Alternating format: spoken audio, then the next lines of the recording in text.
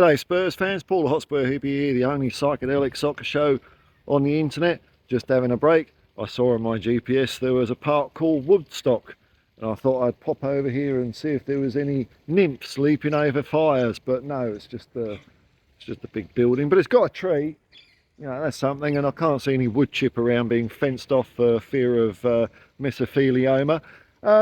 Well, how about this, eh? If you thought there was a club, if I describe a club to you, terrible recruitment, can't keep a manager, owner hasn't got a clue. Some of you might be thinking Tottenham Hotspur, but no, there's a new kid on the block. Tard, let's play ball. Bowley has lost another manager. Poch is out the door. A marriage made on Married at First Sight and arranged by Don't Tell the Bride.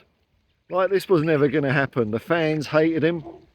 Although I did hear one Chelsea numpty say, "Oh yeah, but in the ground it was all right." Well, I heard that a couple of weeks ago about last week about the Man City game, so I don't believe that for a second. They hated him. They hated Graham Roberts when he went there. They just hate Spurs in general. And I'm sort of, I don't know if I'm surprised, but it's like they did make a bit of progress. I mean, it's still dog poo, but they did string quite a run towards the end of the season. I don't know how good they were playing, because when we played them, even though we lost, they were arse, which says how bad we were in that game. But it just isn't clicking, is it? It's not clicking at Chelsea at all. No chemistry amongst the players, no nothing. And let's see who they get in next as a manager. Is it going to be Zerbi or someone like that? Or Amarim? They're the names I've been hearing, but, you know, lots of nature here, actually. That's all right. Can't stop nature, folks. So hopefully they'll continue their downward spiral down to the English Championship, or as I like to call it, Division 2, which is where they belong. That's where they were when I was growing up, flitting in between Division 1 and Division 2. A bang average side that was only hoisted up to steal everyone's trophies by some mysterious figure who stole the entire utilities of a country and gave Chelsea at least $1.5 billion for free. So that's what it took for them to steal all those trophies.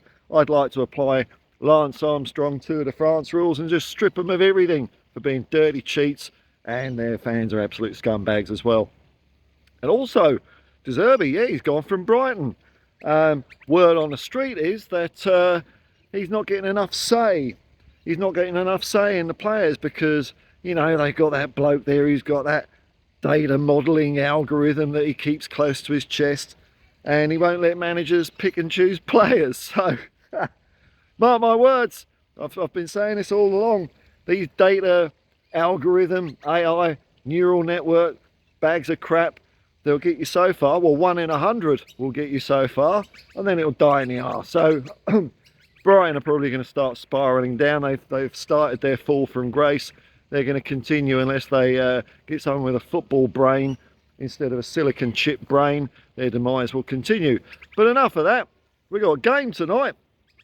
I've been driving around with a big smile on my face, thinking of tonight's game. And also, I heard a great album, a couple of tracks on 2SER, Danny Chifley's breakfast radio show. I'll see if I can put a link in here.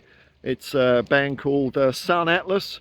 I don't know them. This isn't paid. I just really dug it. I've been listening to it all morning. It's like if Duke Ellington's Caravan took a trip on a magic bus, picked up some drummer from KBM Records and flew to the planet Moog to have cocktails under a purple sun. It's right up my alley. And see if you like it. You know, if you do, you do. You don't, you don't. I don't know who they are. No one knows who they are because they wear masks. Anyway, tonight's game, the Cockatoo Cup, folks. The Cockatoo Cup is on. It's fact versus fiction. Fact, as in we've got a real genuine species of animal, a game cockerel on our football, whereas Newcastle have some weird half horse, half seahorse on their crest. No one told them that seahorses don't have hooves. It's weird. I mean, what's next? The cucumber with a horn or something? I don't know. Fact versus fiction. I'm looking forward to the game. The boys are in town. I watched Ange's press conference last night. Didn't look as knackered as I thought. In sparkling form, sitting there with our captain Son Heung-min, who delighted the journalists. What would I call them? I don't know what it would be in Melbourne, but in Sydney they'd probably be the Holt Street meathead hacks, or Kippax Street meathead hacks, whatever the Melbourne equivalent is. As usual, asking lots of dopey questions and trying to stir up a furore over, oh, is this game overshadow the A-League Grand Final? No, of course it's not. It's just an extra game. It's a bit of a festival of football happening in Australia this week. We've got that. So we've got the Fact versus Fiction Cockatoo Cup tonight. Tottenham Hotspur versus Newcastle United. Revenge for the thrashing they gave us, although we gave them a thrashing earlier in the year. Honours are even after that one. There's I think there's some there's a women's Premier League team, Chelsea or Arsenal or something, coming over, and then we've got the A-League final on the weekend, which is great. And I believe South Melbourne Hellas played Preston, which is a kind of a heavily Macedonian influenced team, so I'm sure that might have got a bit lively during the course of the evening. But I'm looking forward to tonight's game. It's going to be live on free-to-air TV tonight on Channel 10. But if you don't want to hear those bozos commentate, you can always tune in to Hotspur Hippie, the only place where you can get balanced, unbiased commentary for the Cockatoo Cup. The kickoff tonight is at 7:45 p.m. Shoes on the other foot, UK and other people in the world. You're going to follow my time zone for once. Just once and once only, but I'll take it. 7:45 p.m. So I'll probably start streaming around about 7:15 this evening to build up the lineups, which are going to be meaningless because I'm sure we're going to be fielding about 500 players during the game. Subs every 5 minutes, a revolving door. Come on, have a jog. Okay, you've had enough. Go off, go and have a shower. But look, it's a shits and giggles game. Obviously, Ange has said that he wants to win the game. I'm sure Eddie Howe's in the same boat. Eddie Howe, who of course, in some ways we've got to thank for Ange Postecoglou being at Tottenham Hotspur, because a couple of years ago, Eddie Howe, won't he go to Celtic? No, he won't. Oh no, we got no manager. Who else is there? Who's this guy, Postecoglou? We'll try and get him. He hasn't got a UEFA licence, but he might do the job. And the rest is history. A double followed by a treble. And that's what's going to happen to Tottenham next year. I'm going for the quadruple. I don't care. It's what I do every year. We're in 4 cups. We're going to win 4. Why not? So it's going to be a fun game. I'll be excited to see, especially if some of the youngsters get a run on this evening, see what they can do. And it's all to play for. The Cockatoo Cup, magnificent trophy. Of course, if Newcastle do end up winning the game, we're going to fill the trophy full of seawater and boxed jellyfish. So when they take a swig, it's going to be like an alien face hugger doing them in. We'll gain it. We'll take any advantage we can get over for next season, and it all starts with the boxed jellyfish swamping Newcastle.